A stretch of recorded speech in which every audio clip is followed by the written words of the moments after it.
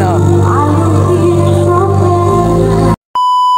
Hindi ko suka nakalain, mga kabansa, na sa edad kong ito, kung saan ako'y nabaril pa dyan ng Metrocom sa harap ng ating lumang kongreso sa P. Burgos, dyan sa may City Hall, noong batuhilihan ng kabaong si Marcos Sr.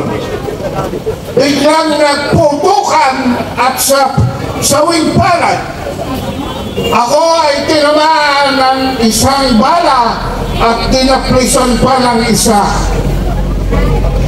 Kaya dahan-dahan akong naglakad mag-isa hanggang Philippine General Hospital dahil takbuhan na lahat at wala nang sasaklolo sa akin.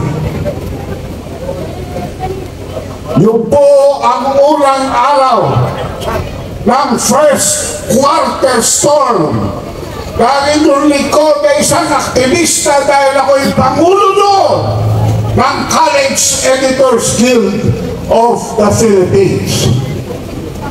Maraming nagbuwis ang buhay ng mga estudyante, kabataan, manggagawa at iba pa.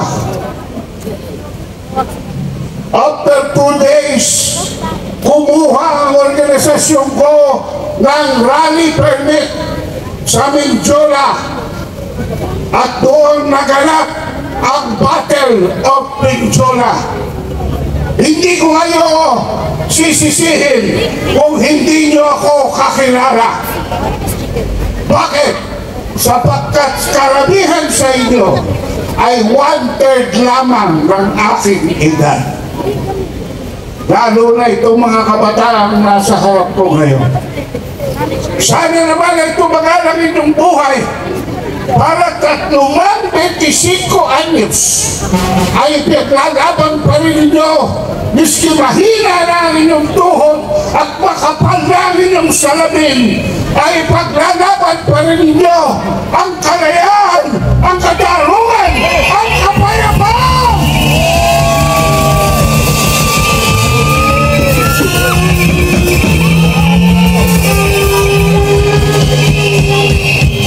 Binutol nila ang mga magsasaka. Wala tayong ginawa dahil hindi tayo magsasaka. Kinalimutan nila mga mangingisda at ang inasikaso nila ay ang pag-provoke sa China sa isang gera na wala namang may gusto. Wala tayong ginawa dahil hindi naman tayo mangingisda.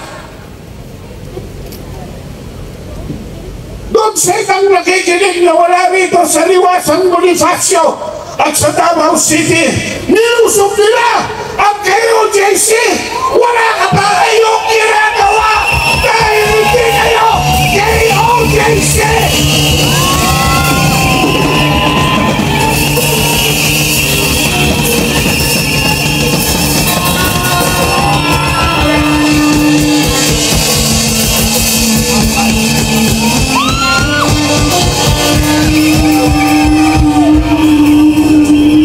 Pag nilusog si Eduardo Manalo, sinong sasaklolo? Dahil hindi sila si Eduardo Manalo. Pag niyurakan nila ang karapatan ni Eddie Villanueva, sinong tutulong sa kanya? Dahil hindi sila Jesus is Lord. Nakakasigurado ba kayo? Lalo na kayong mga Muslim dahil hindi kayo ang susunod? Pero baka walang gawin ang iba dahil hindi sila Muslim.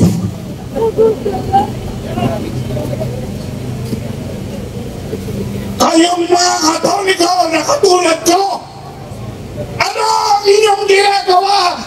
Ipinapako na sa cross ang inyong mga kapwa Kristiyano sa Davao City. Wala pa rin kayong ginagawa!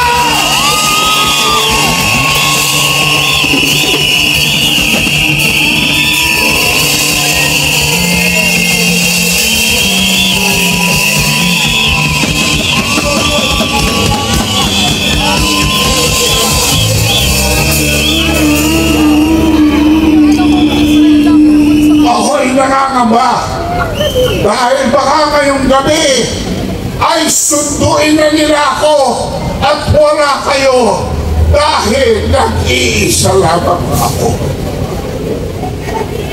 Yan ang feeling ngayon ng bawat Pilipino na sa sarili nilang gobyerno na niluklok nila ay wala silang maasahan dahil sa lahat ng pinangako sa visyon ng kanyang ama Marcos Sr. para sa agro-industrial economy, continuation ng nationalization ng power industry dahil sobrang ang taas ng Meralco.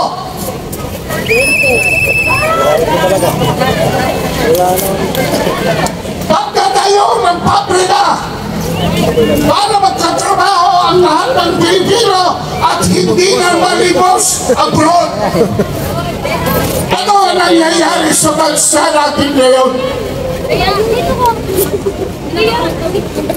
Kung ang misyon ng sarili niyang ama ay binudol niya, nagtataka pa ba tayo kung bakit binubudol niya ang mga Duterte?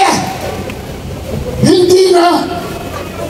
Dahil wala naman talaga siyang simpatya, wala siyang pag-ibig sa bawat isa sa atin, wala siyang pag-ingon sa kanyang pinanggalingan. At ang hindi lumiligon sa kanyang pinanggalingan, maaaring bukas na wala na siya.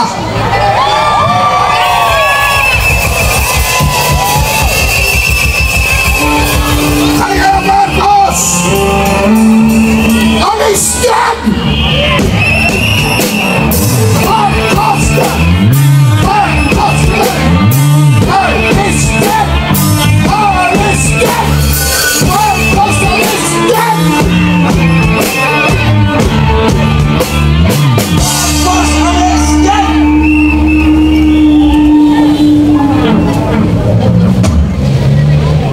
Bawat Pilipino may isang pinangangalagaan pananampalataya. At ito ay sa pagbigkas ng ating pambansang bayani, Jose Rizal, nang hindi tumitingin sa kanyang pinanggalingan. Hindi!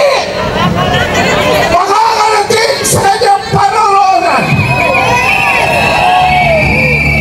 Alam po ninyo, ang taong ito ay mahalaga dahil 2 plus 2 plus 4 equals 8. Sa Hebrew numerology, yan po ang taon ng ating Panginoong Jesus at ang kanyang Good Friday.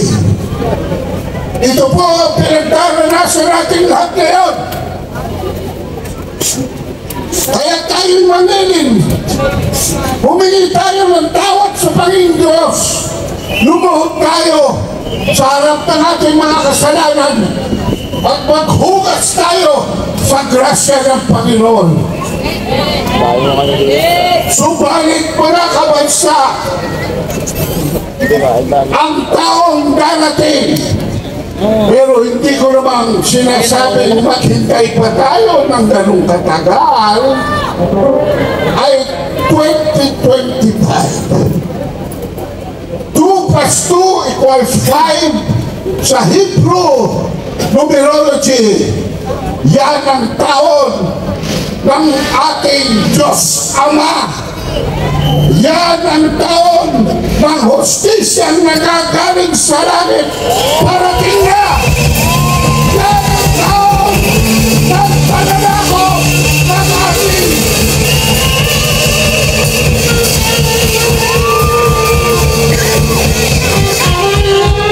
yan ang taon ng pananako. Pero ang aking dalangin, huwag na sana, Ama, huwag mo nang patagalin ang aming paghihirap dahil